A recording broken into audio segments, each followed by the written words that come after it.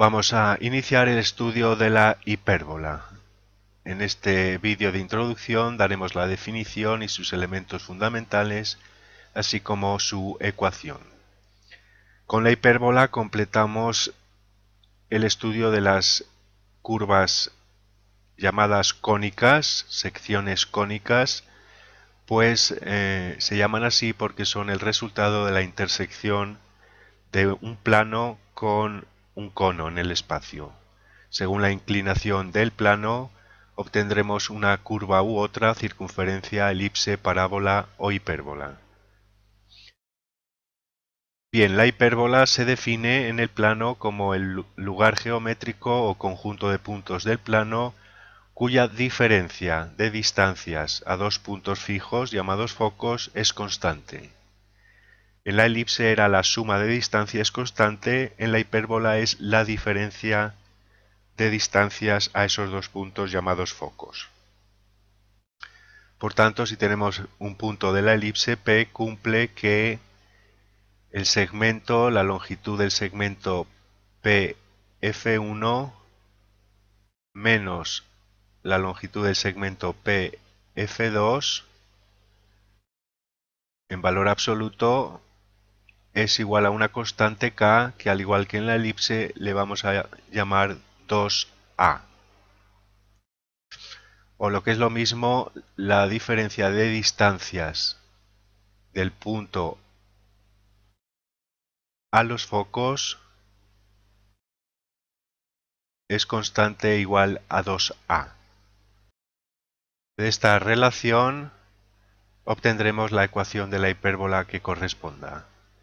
Los elementos de la hipérbola ya hemos citado a los focos. Tenemos los focos de la hipérbola, F1 y F2. La recta que une esos focos se llama eje principal o también eje real o también eje focal. Lo encontraréis de distintas formas. El punto medio del segmento que une los focos es el centro de la hipérbola, y trazando una perpendicular al eje principal por el centro obtenemos el eje secundario, a veces también denominado eje imaginario. Los puntos de la hipérbola que son cortados por el eje principal son los vértices de la hipérbola, son los puntos más próximos al centro de la hipérbola, y vamos a denotar, al igual que en la elipse, la distancia focal, distancia entre los focos, como 2C. Utilizando la letra C, la distancia focal es 2C, de manera que C es la distancia del centro a cualquiera de los dos focos. Esa distancia es C. Observamos que como la distancia de un punto de la elipse a un foco menos la distancia de un punto al otro foco es constante, si nos situamos en uno de los vértices, por ejemplo en este, la distancia del vértice al foco 1 menos la distancia del vértice al foco 2 coincide con la distancia entre los dos vértices. Y la mitad de esa distancia, como esa constante es 2A, la mitad es A. Por lo tanto, A es la distancia del centro de la hipérbola a cada uno de los vértices.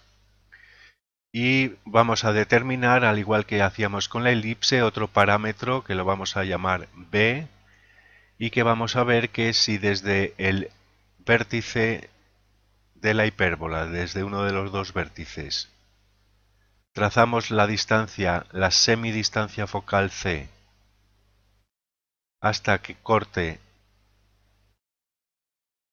al eje secundario o imaginario. Esta hipotenusa es C. Entonces este segmento vertical es el parámetro B.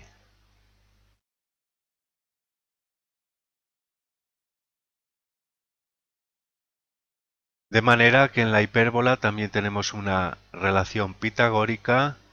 En este caso la hipotenusa es C y C al cuadrado es igual a al cuadrado más B al cuadrado. Si recordamos, en la elipse A era la longitud mayor, era la hipotenusa, y B y C eran los catetos. En la elipse C es el parámetro mayor, es la hipotenusa de ese triángulo. Los ejes principal y secundario, a veces por la palabra eje se refiere a toda la recta infinita, o a veces solo a los segmentos. Eje principal sería el segmento que une los dos vértices, y entonces sería la distancia 2a, y el eje imaginario sería 2 veces el parámetro b.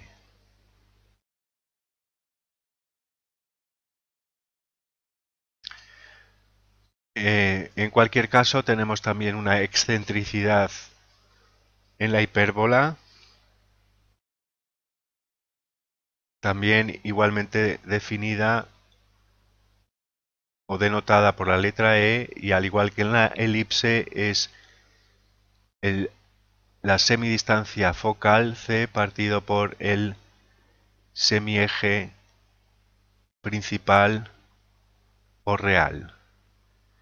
Pero en esta ocasión, como C es mayor que A, la excentricidad siempre será mayor que 1. Ocurrirá que cuando la excentricidad es muy próxima a 1, la distancia focal o la semidistancia focal y el eje principal son muy próximos, son casi 1, su cociente, son casi iguales, y eso hace que la hipérbola sea muy cerrada. Sin embargo, a medida que la excentricidad se aleja de 1, se hace cada vez más grande, el parámetro A va siendo muy pequeño en comparación con el parámetro C, y la hipérbola se abre mucho. Tiene unas hojas muy abiertas. Y por último vamos a mencionar otro elemento muy importante de las hipérbolas, que son las asíntotas.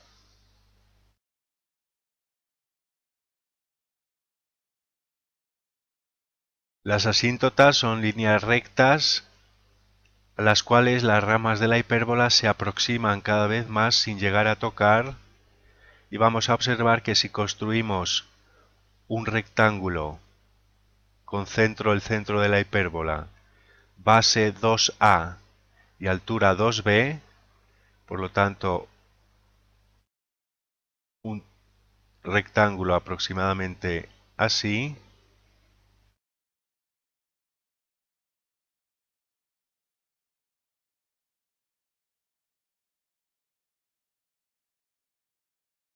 un rectángulo que toca a los vértices, tiene de largo 2a y de alto 2b. Bien, las diagonales de ese rectángulo, que aquí parece un cuadrado, pero no tiene por qué serlo, esas diagonales son las asíntotas de la hipérbola. La hipérbola se va aproximando cada vez más a esas rectas sin llegar a tocarlas. Bien, la ecuación de la hipérbola la obtendremos por tanto de esta relación. Si tenemos los focos